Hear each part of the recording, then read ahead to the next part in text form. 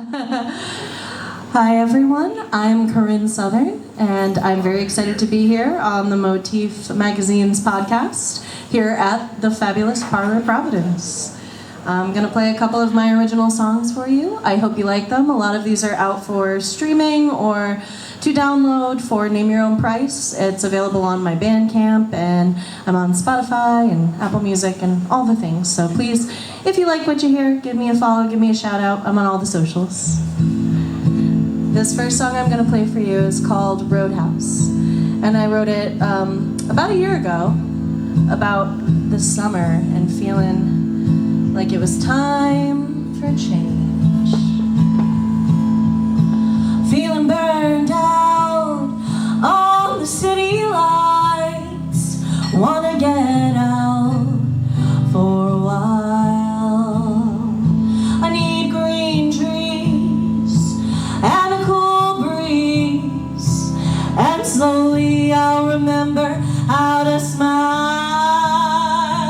Oh, I was raised in the country, didn't grow up on asphalt. About a mile from the ocean, I could hear the seagulls call. Now I only see those dirty birds in a fast food parking lot. And suddenly a summer in the city don't seem so hot. Suddenly a summer in the city don't seem so hot.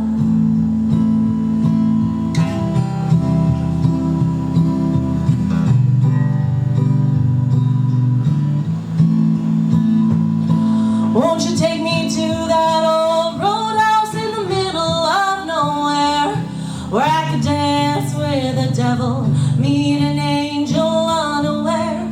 There's no traffic to get there, it's the only place for miles around. In the arms of a cowboy, finally I'll let my hair down.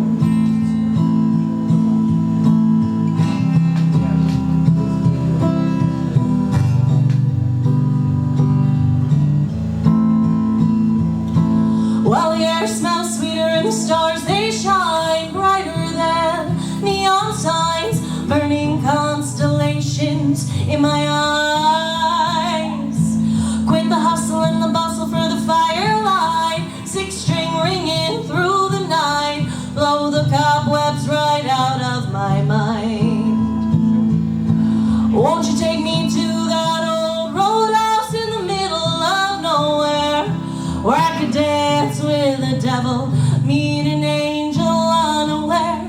There's no traffic to get there, it's the only place for miles around. In the arms of a cowboy, finally I'll let my hair down.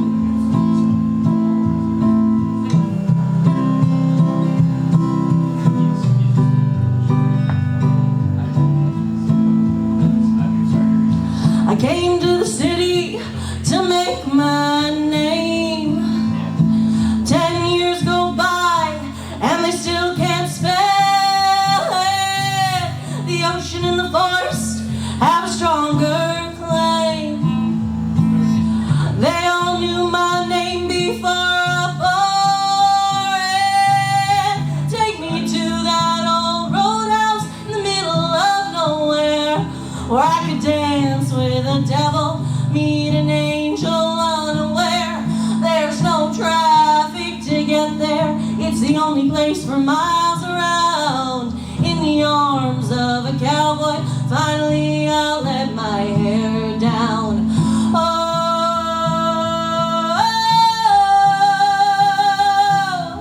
oh, oh,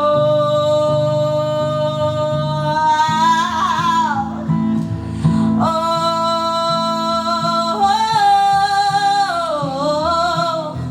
oh, oh.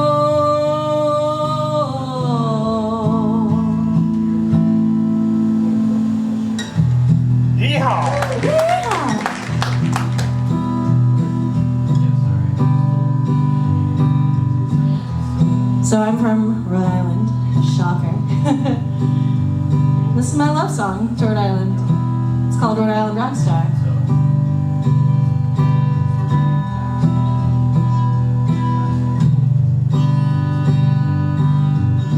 Am I gonna be just another Rhode Island rock star?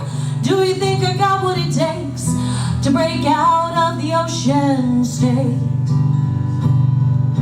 If I'm a big fish in a little pond, if I'm a shark, I'm a megalodon, and I want to head for open water. I smell blood in the tide, and the anchor weighs me down.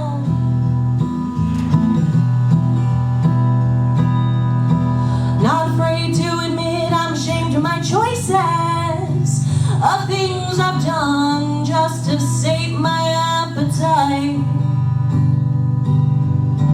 If I was wise, I'd give up all my vices, and I'd swim toward the sun. I'd be basking in the light. Then I smell blood in the tide, and this anchor weighs me down.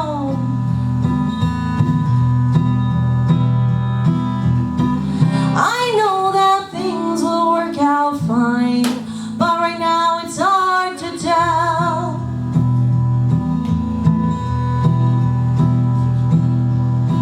Wasn't looking for anyone to catch me. You must be a remarkable fisherman. Spent all my life trying to bite free, and I won't be tangled in a net of lies again. You know, I smell blood in the tide, and this anchor weighs me down, weighs me down. I know that things will work out fine, but right now it's hard to tell.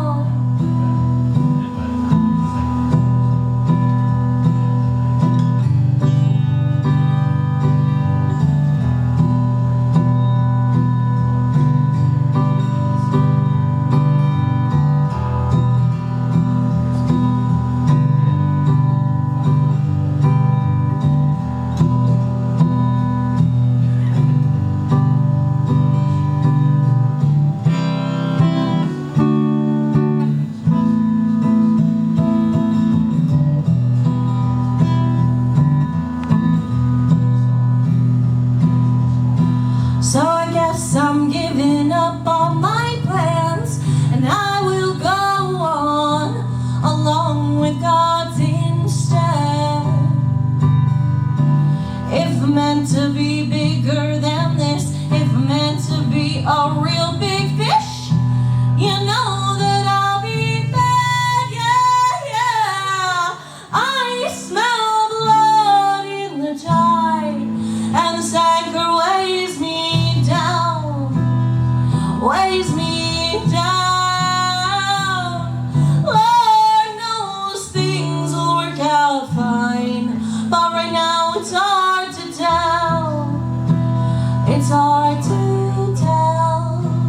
It's hard to tell. Oh man, is it hard to tell?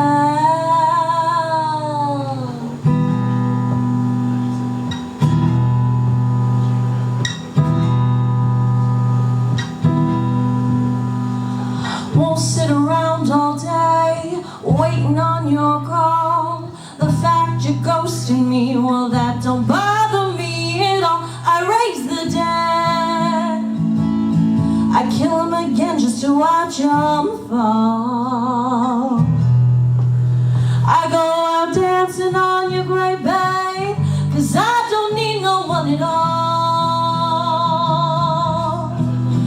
Go ahead and ice me out, a frigid corpse that I once knew. Can't ignore the spirit when it's calling out to you. I raise the dead, kill them again just to watch them fall. I go out dancing on your grave, babe, 'cause I don't need no one at all.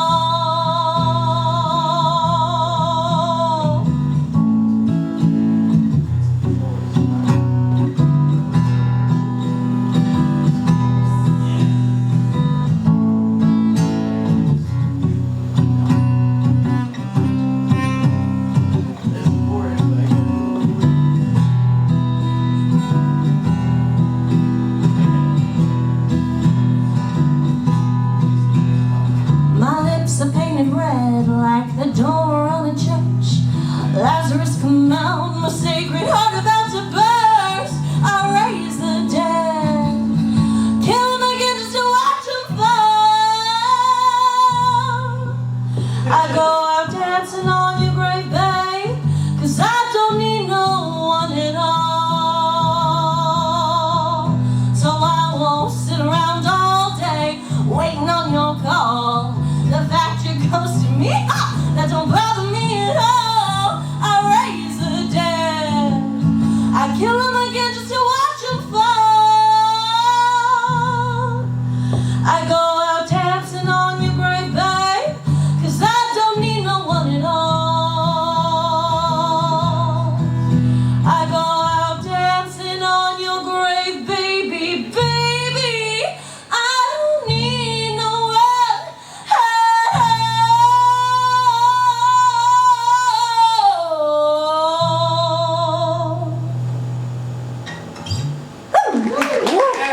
Thank you. That song is called Raise the Dead, and it's actually recorded in 2 different versions, so if you like it, check it out. The next one I'm going to play for you is very near and dear to my heart, and it is kind of a sexy song. It gets a lot of attention because it's a sexy song, but I wrote it on purpose because it's also about a very important ecological issue that affects all of us, which is saving the bees. So I hope you like this one. It's called Honey.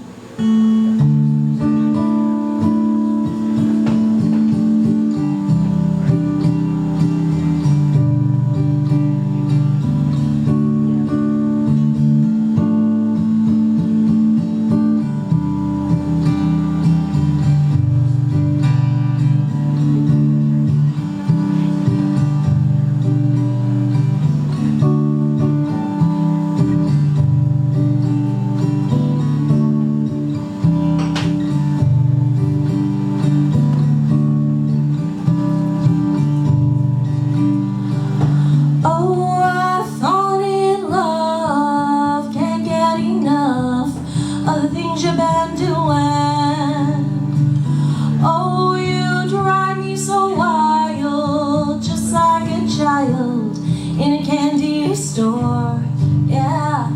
And I wanna lick honey off your body. Let me lick that honey right off your body. Wanna lick honey off your body now, right now. Oh, delicious love, just one taste made me an addict.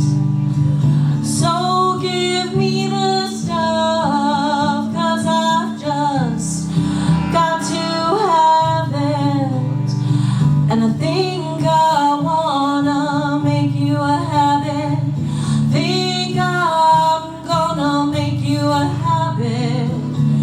Think I better make you a habit now, right now.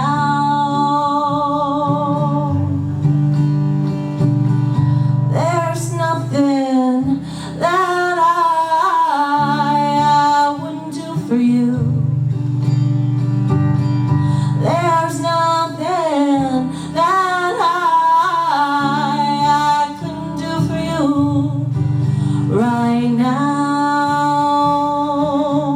I want you right now. I want you right now. I want you right now.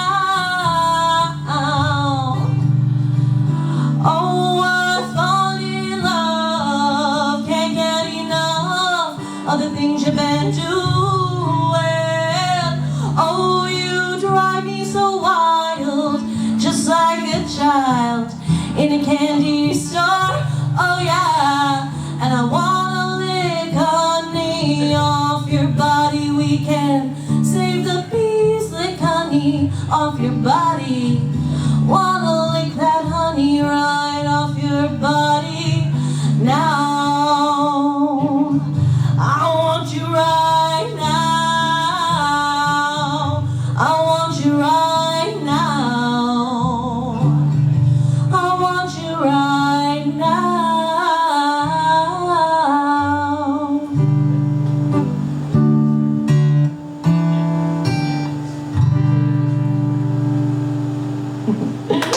Support your local ACA.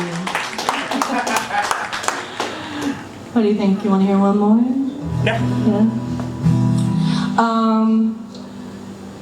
So I will play for you the first song that I ever wrote, and it's called The Quick. And this song is interesting because I've recorded it several different times, several different ways. Many moons ago, I wrote this when I was 15 years old, and I'm about to have a birthday and be 30. 30. I play 15 to 35 on TV. So I've been playing this song for like 20 years. It's crazy to think about in various different iterations. So yeah, it's called The Quick. Hope you like it.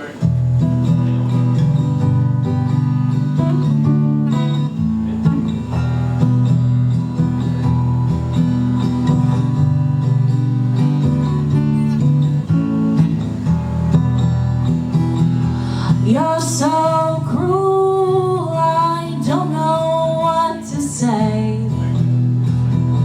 I never dreamed it would end this way. I wish you luck in everything you do. I hope you'll find someone to stand by you.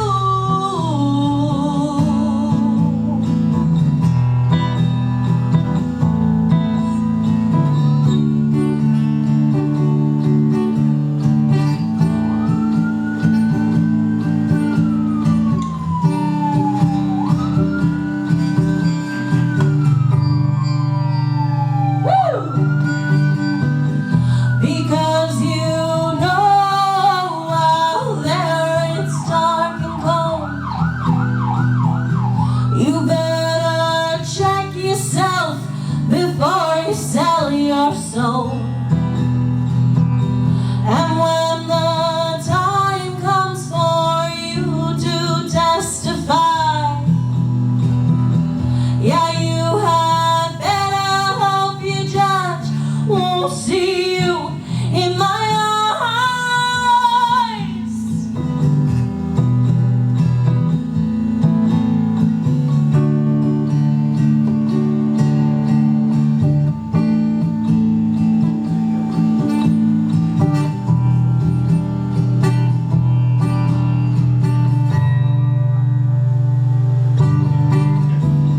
And will you bleed when they catch ya to the quick?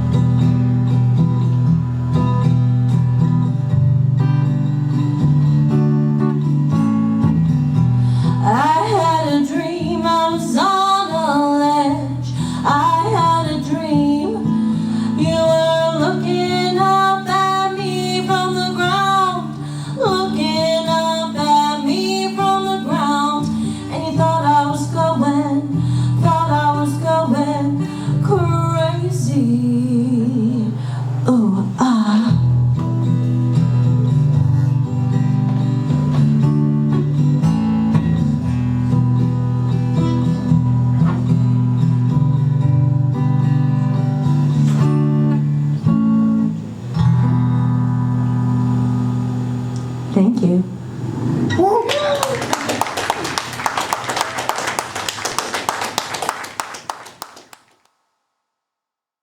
Thanks for joining us. I'm Mike Ryan with Motif Magazine, and we are here with Between the Notes, the Motif Magazine music podcast with Corinne Southern.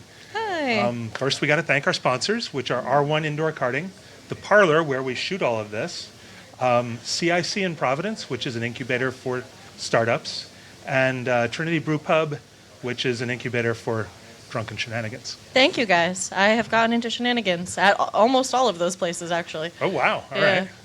I want to hear about the incubator shenanigans. That's the one place, but That's the give one, it yeah. time. Okay. I'm full of shenanigans. So. All right.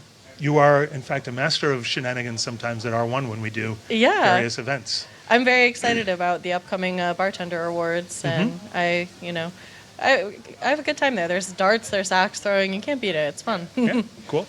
Yep, that will be over by the time you guys see this, probably. But Yeah. So tell me a little bit about the set that we just heard. So it's interesting because when I play those songs solo, they sound very different than when I play them with my band, Corinne Southern and the Constellations. All of those songs are some of them have been recorded already, but they will very likely be on an upcoming album as well, with this iteration of the Constellations. And some of them, I started with my newer stuff and then worked back to like my roots. I guess maybe I'm feeling a little nostalgic. It's almost my birthday, so thinking about, where I've been, where I'm going, what's it all about? Small questions. Yeah, we all heard the age that you're achieving as well. Yeah, 30-something else. Yeah. You can bleep that out. So I have some more questions about that, but first, tell me a little about the Constellations, who couldn't, be part of this. Yeah, so the Constellations right now consist of Alyssa DeMeo on bass and Gina Dallaire on lead guitar and Luke Melo on drums. But I've been lucky to collaborate with several different musicians over the years, and I'm sure that will continue. Lots of stars in my orbit in Providence, which is really nice. And we've been playing some shows and writing some new stuff that is really, I'm very excited about. I've been creatively a little bit juiced up lately, so I've been writing new things. But we would like to lay down, we have about 11 or 12 songs now that we're in pre-production for the album. That should be pretty awesome. Some of it is stuff I've been playing for a while, and some of it is on the newer side. So, yeah. But I think that my songs, they're all very authentically me. They all come from my personal experiences, like every songwriter. But I'd like to think that they're catchy and that they're the sort of songs that people can find relatable. So, I'm in the summer vibe. The Roadhouse song is a summer song, for real. It's all about just wanting to get out of the city, get around a fire, playing music, being at a little divey honky-tonk bar outside the city, and just, And then what else did I play? I played Getting Raise out the of Dead. Rhode Island. Yeah, Rhode Island. So I wrote that song specifically about a place in Connecticut, so not that far. It's basically Rhode Island. It's like Rhode Island adjacent. Were you substituting words when you were singing it tonight here, or No. It's the same idea. I was born and raised in like Connecticut and then Rhode Island, and I firmly am a Rhode Islander. So. What's the difference? I guess there is definitely a difference, right? Like Rhode Island is a very small, unique place, and a lot of my songs have Rhode Island imagery or, about Rhode Island. So, but also last year I was feeling very wanderlusty, I love the city. There is a line in that song, my name is constantly misspelled. It's always always misspelled. The name of my band is always misspelled. I can't tell you, I've got t-shirts with my name misspelled. You've misspelled my name. And I've been dude, get it together. But so, I was feeling a little bit maybe I need to be in a new scene. And last year around this time I was playing a lot in Connecticut and exploring kind of what they had going on out that way. And honestly, I will play anywhere. I will go to the moon and play a show. Wow. I'm a little bit scared. I probably need to train for the G-forces first, but I would play anywhere, so, The sound would carry differently, too, I think. And Rhode Island Rockstar, that is a love song for the Rhode Island scene.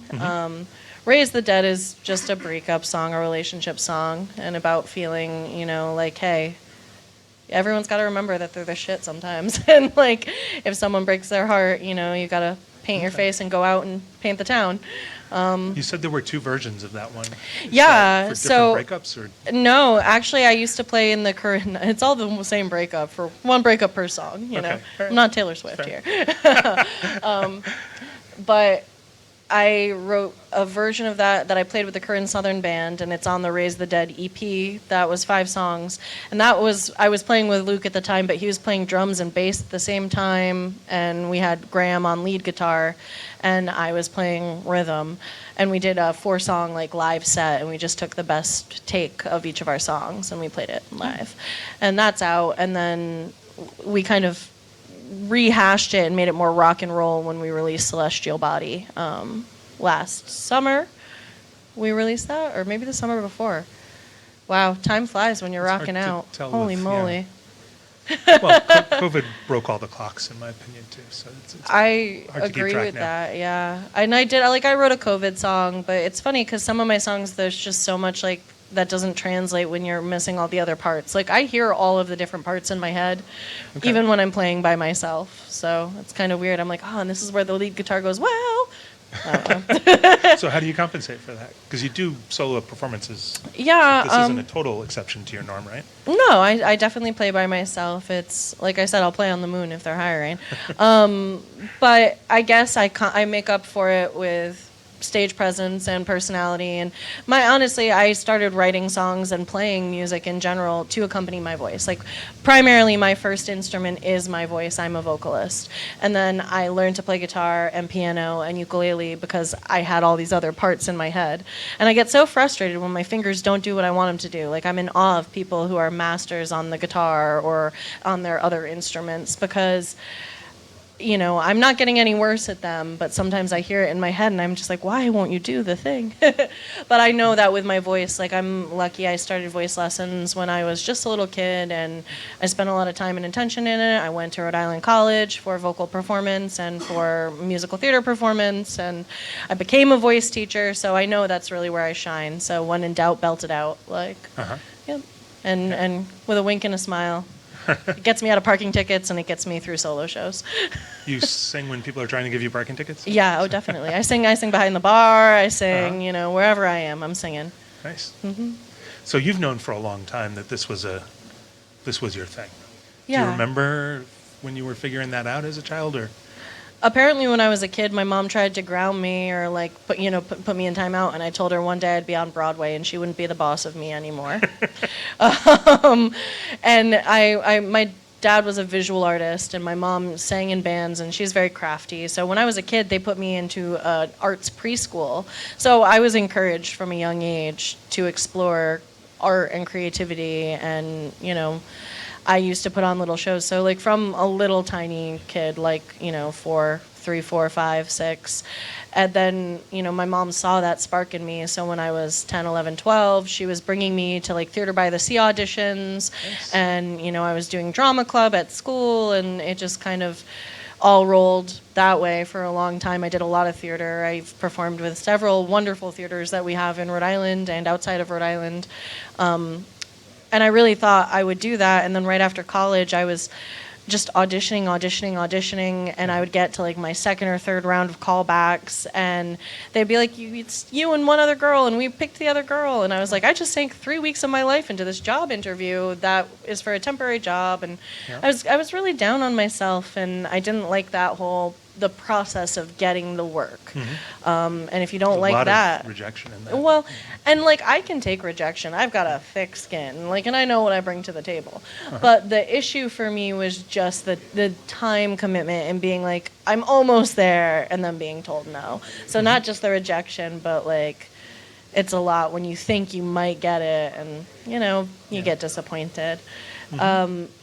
And at the time, I was really heavily involved in burlesque. I was a burlesque performer and dancer and producer, and I was traveling with that, and I was having a lot of success in that, and my show was doing really well.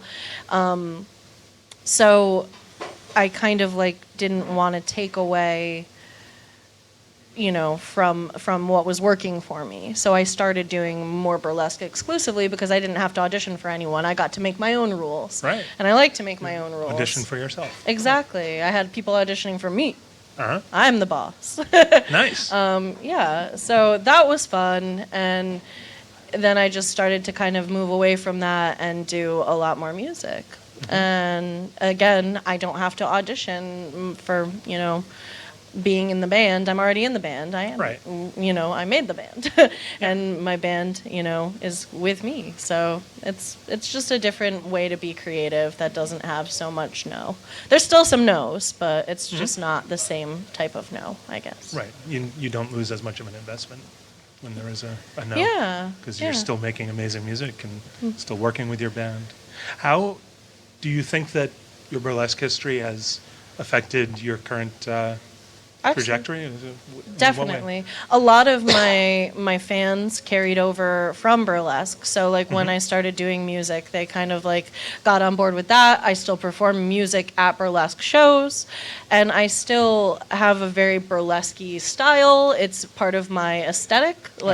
I'm definitely not low maintenance. And I have a lot of that tongue-in-cheek kind of wit that comes into doing burlesque. I love a double entendre, so it comes into my writing. There's definitely, it's weird, there's a lot of sexual overtones in a lot of my songs, but there's also this Spicy. Yeah, it's spicy for sure, and I know what I'm selling. I know these tacos be hot, but I also have a thread in it of spirituality.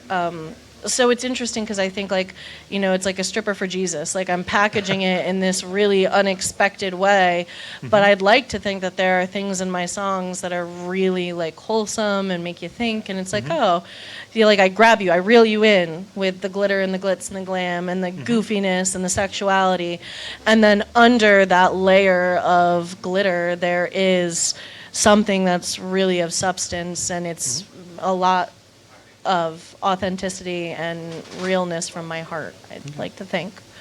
And you're balancing the sexual and the profound. But the sexual is real you too. It's all. Yeah.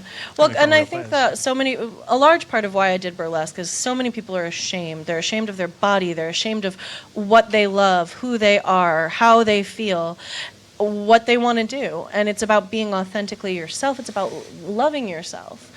And I bring that message into my music.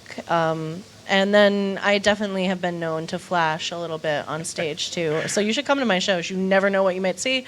And sometimes I'll pay burlesque dancers to come and be part of the show. And, so like I said earlier, you can take the girl out of burlesque, but you can't take the burlesque out of the girl. It's always been who I am. Even when I was a little kid, I was obsessed with gypsy. I'm always over the top. I'm always extra. I'm always wearing big goofy heels and big silly eyelashes. And for me, it's just part of the fun and the joke. Cool. Yeah, I'll do anything for the joke or the story, pretty much. Nice. All right.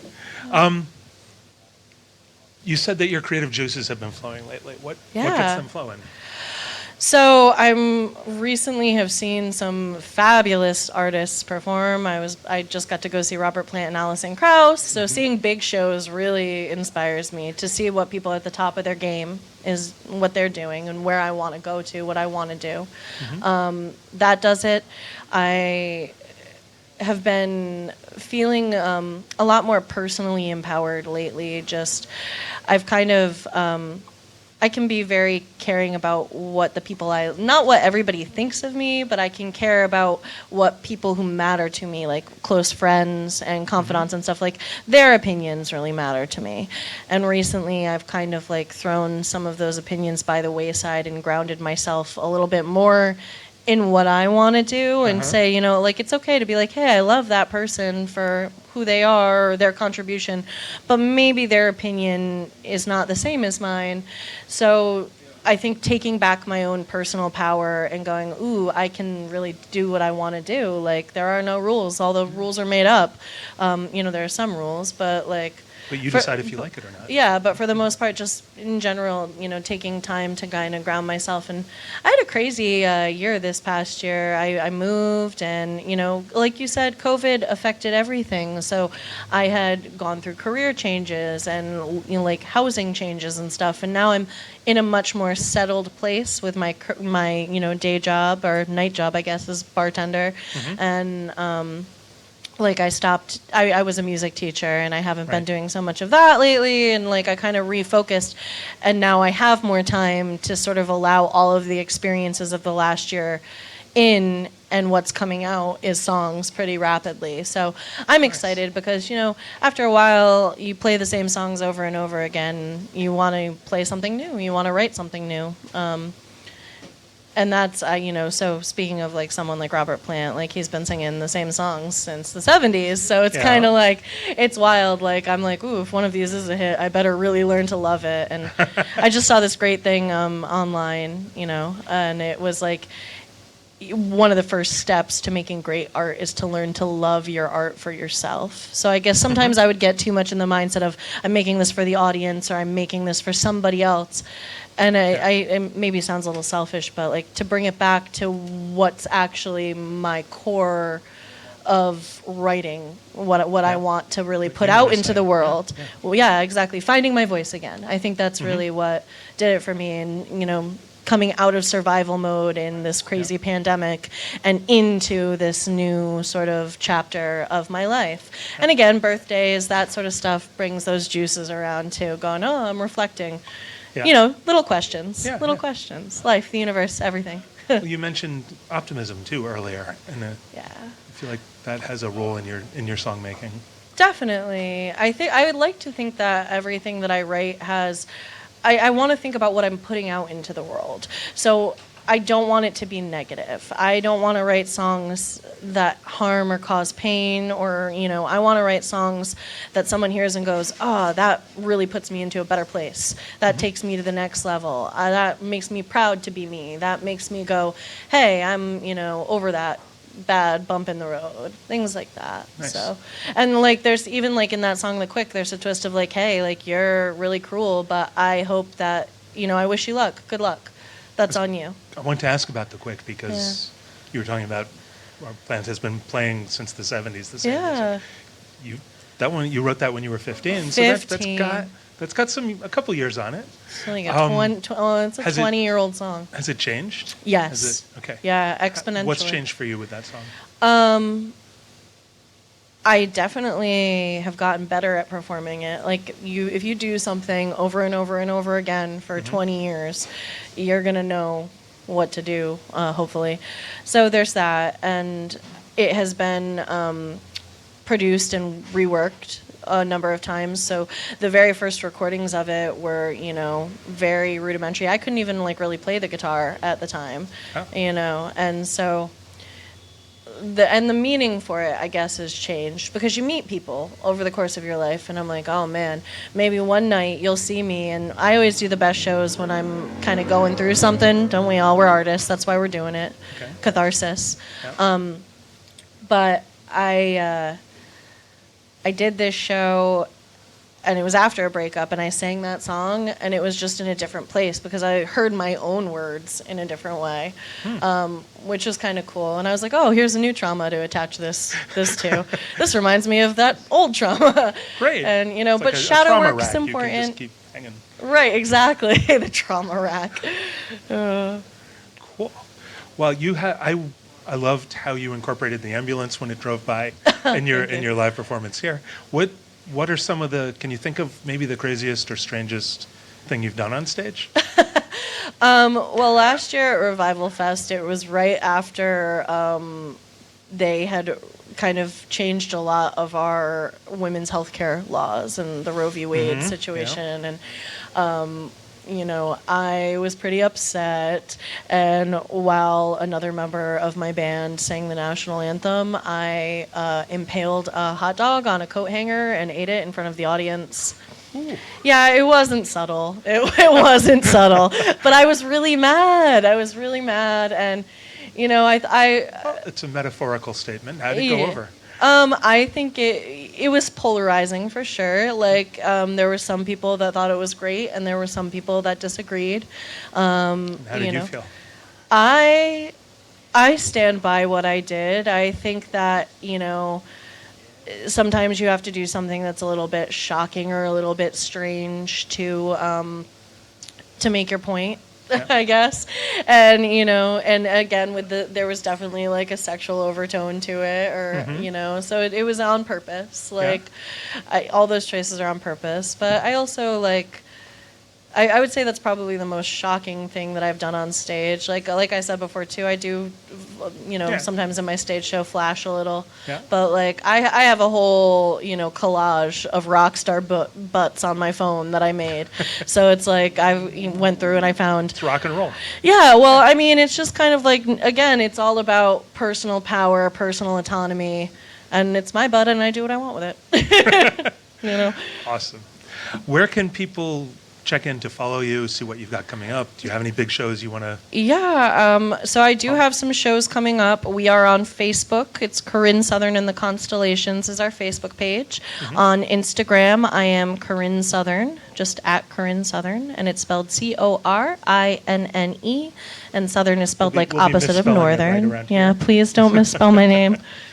Oh man, I used to go I was just on vacation. Can't find my name on a license plate anywhere. Like, it's now you can order custom stuff, but and then so anyway, I'm just I get sensitive. It's my name. It's my butt.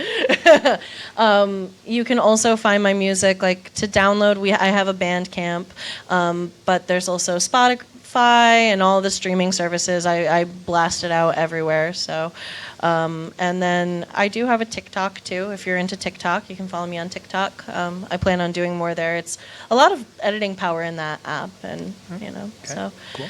And then other than that, you'll just have to catch me at a show around town. Well, you bartended a few amazing music venues too. Yeah, I do. So all of the places I work now are live music venues. I do bartend here at the Fabulous Parlour. I'm usually here Saturdays. And then I work at the Blue Room, which is a new venue that just opened in Cranston, and it's exclusively music and art, and it's really nice. And then I work at the Pump House Music Works in South County, down in Wakefield.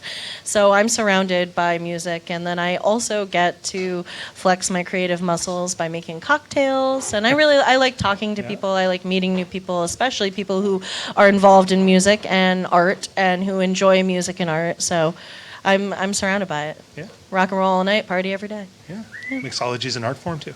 It's fun. It's fun. You got a cheer from the audience. All right. Thank you very much, Corinne, for joining us. We'll put some of those things that some of the contact info we'll put below us. Yeah. In wherever this shows up in the digital universe. Love it.